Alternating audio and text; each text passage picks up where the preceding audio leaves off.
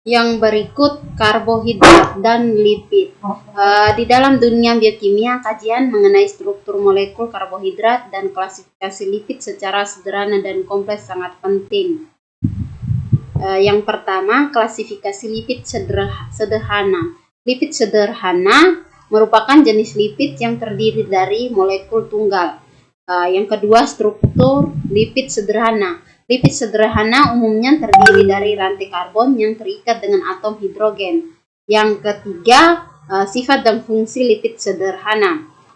Lipid sederhana memiliki sifat hidrofobik dan berperan dalam penyimpanan energi serta isolasi termal.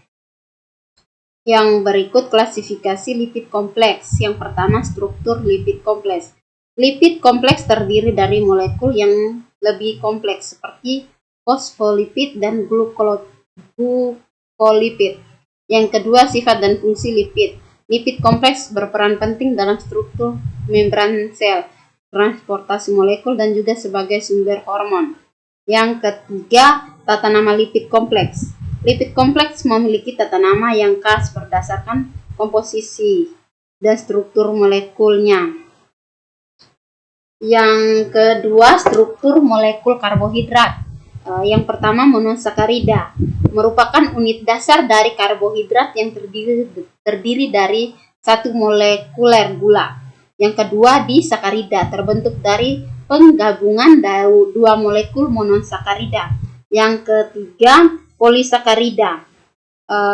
Polisakarida merupakan karbohidrat kompleks yang terdiri dari banyak molekul monosakarida yang saling terikat. Yang berikut struktur molekul karbohidrat. Yang pertama, monosakarida, unit dasar karbohidrat. Yang kedua, disakarida, terbentuk dari penggabungan monosakarida. Yang ketiga, polisakarida, molekul kompleks dengan banyak monosakarida yang saling terikat. Struktur molekul karbohidrat, monosakarida, unit dasar karbohidrat.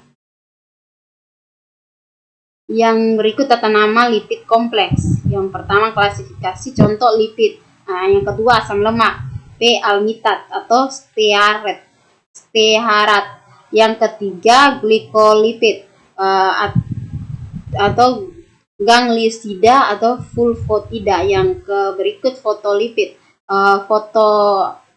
fotosindelserin atau fotosindeletonamin.